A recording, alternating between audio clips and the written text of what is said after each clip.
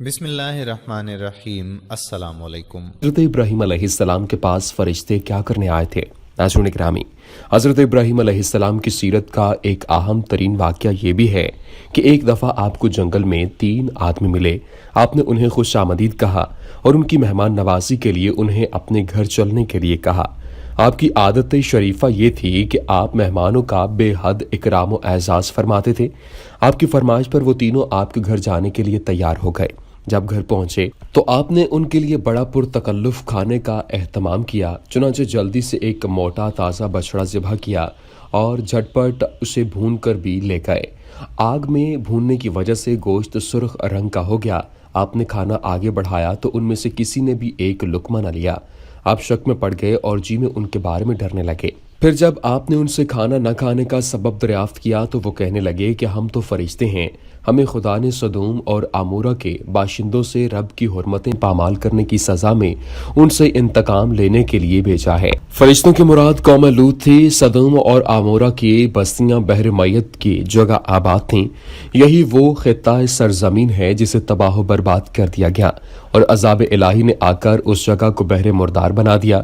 یہی وہ بحر مردار ہے جسے آج کل بحر لوط کہتے ہیں کہ ایک دفعہ اس سمندر کا پانی ذرا نیچے اترا تھا تو نیچے سے قوم لوط کی عذاب الہی سے تباہ شدہ بستیوں کے آثار ظاہر ہو گئے تھے۔ ناظرین گرامی، فرشتوں کی زبان سے عذاب اترنے کا سن کر حضرت ابراہیم علیہ السلام کو خوف لاحق ہوا کہ کہیں یہ عذاب آپ کے بھتیجے حضرت لوط علیہ السلام پر نہ آ جائے۔ چنانچہ آپ نے فرشتوں سے فرمایا ان میں تو لوط بھی ہیں۔ حضرت لوط علیہ السلام ان دنوں ان لوگوں میں مقیم تھے اور انہیں ان بدترین گناہوں سے باز رکھنے اور راہ راست پر لانے کی کوششوں میں مصروف رہتے تھے جو اس قوم نے ایجاد کیے تھے۔ فرشتوں نے جواب دیا، ہم یہ بات جانتے ہیں اور آپ کے لیے مژدہ ہو کہ انہیں اور ان کے گھر والوں کو نجات ملے گی۔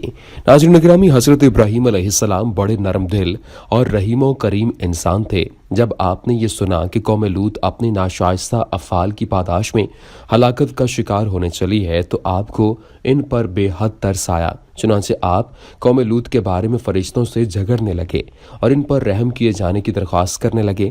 دراصل آپ کو امید تھی کہ رب تعالیٰ ان پر رحمت کے ساتھ توجہ فرمائیں گے۔ سورہ ہود میں ارشاد ربانی ہے، جب ابراہیم سے خوف جاتا رہا اور ان کو خوشخبری مل گئی تو قوم لوط کے بارے میں لگے ہم سے بحث کرنے۔ بے شک ابراہیم بڑے تحمل والے، نرم دل اور رجوع کرنے والے تھے۔ قرآن کریم اگرچہ حضرت ابراہیم علیہ السلام کے اس جھگڑے کی تفصیل بیان نہیں کرتا، لیکن کتاب سفر تکوین باب نمبر 18 میں اس کی پوری تفصیل درج ہے۔ ناظرین گرامی، فرشتوں نے حضرت ابراہیم علیہ السلام کو خوشخبری سناتے ہوئے یہ کہا کہ ہم آپ کو ایک سمجھدار لڑکے کی خوشخبری دینے آئے ہیں۔ یہ سن کر آپ نے فرشتوں سے کہا، کیا تم مجھے اس عمر میں لڑکے کی بشارت دینے آئے ہو جب میں نے بڑھاپے کی دہلیز پر قدم رکھ دیا؟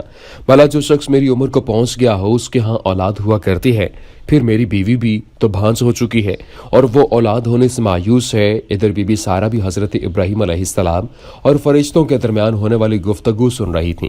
وہ بھی اس عجیب بشارت کو سن کر ہنسنے لگیں اور بولیں، بھلا میں بڑھیا بچہ جنوں گی اور میرے میاں بھی تو بوڑھے ہو گئے ہیں۔ سیدہ سارہ کو یہ بات سن کر واقعی تعجب ہوا تھا، لیکن فرشتوں نے فوراً اس امر کو خدا کی قدرت کی طرف پھیر دیا کہ اس کی قدرت کے نزدیک کوئی بات عجیب نہیں اور نہ وہ کسی بات سے عاجز ہے۔ پھر فرشتوں نے ایک وقت بتلا دیا جب حضرت اسحاق علیہ السلام کی ولادت ہوگی۔ ناظرین، اس ساری گفتگو کے بعد وہ فرشتے سدوم اور عمورہ کی بستیوں کی طرف رب کے حکم کو پورا کرنے کے لیے روانہ ہو گئے۔ یہ تمام گفتگو سورہ ہود کی اس طرح بیان کی گئی ہے اور بلا شبہ یقیناً ہمارے بھیجے ہوئے ابراہیم کے پاس خوشخبری لے کر آئے۔ انہوں نے سلام کہا، اس نے کہا سلام ہو۔ پھر دیر نہیں کی کہ ایک بھنا ہوا بچڑا لے آئے، تو جب ان کے ہاتھوں کو دیکھا کہ اس کی طرف نہیں پہنچتے تو انہیں اوپرا جانا اور ان سے ایک قسم کا خوف محسوس کیا۔ انہوں نے کہا، نہ ڈر، بے شک ہم لوط کی قوم کی طرف بھیجے گئے ہیں۔ اور اس کی بیوی کھڑی تھی سو ہنس پڑی، تو ہم نے اسے اسحاق کی اور اسحاق کے بعد یعقوب کی خوشخبری دی۔ اس نے کہا، ہائے میری بربادی، کیا میں جنوں گی جبکہ میں بوڑھی ہوں اور یہ میرا خاوند ہے بوڑھا؟ یقیناً یہ تو ایک عجیب چیز ہے۔ انہوں نے کہا، کیا تو اللہ کے حکم سے تعجب کرتی ہے؟ اللہ کی رحمت اور اس کی برکتیں ہوں تم پر اے گھر والو۔ बेशक वो बेहद तारीफ किया गया, बड़ी शान वाला है। फिर जब इब्राहीम अलैहिस्सलाम से घबराहट दूर हुई और उसके पास खुशखबरी आ गई तो वो हमसे लूत की कौम के बारे में झगड़ने लगा। बेशक इब्राहीम तो नहायत बुरदबार, बहुत आहुजारी करने वाला, रुजू करने वाला है। ऐ इब्राहीम, उसे रहने दे। बेशक हकीकत यह है कि तेरे रब का हुक्म आ चुका और कीना ये लोग, इन पर वो अजाब आने वाला है जो हटाया जाने वाला नहीं। नाज़रीन, हज़रत क़तादा रज़ी अल्लाह ताला अन्हो ने बयान किया कि जब अरबों के पास कोई मेहमान जाता, वो उनके साथ खाना न खाता तो वो ये गुमान करते थे कि वो शख्स किसी नेक इरादा से नहीं आया और वो अपने दिल में कोई बुरा मंसूबा लेकर आया है। इस वजह से हज़रत इब्राहीम अलैहिस्सलाम इनसे खौफज़दा हुए।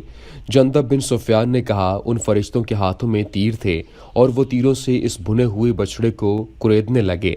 हज़रत इब्राहीम अलैहिस्सलाम को ये बात अजीब लगी, इस वजह से आप अलैहिस्सलाम खौफज़दा हुए थे। हज़रत इब्ने अब्बास और हज़रत सईद बिन जबीर रज़ी अल्लाह ताला अन्हुम फरमाते हैं, जब ये हज़रत जिब्राईल, मिकाईल और इसराफील अलैहिस्सलाम थे।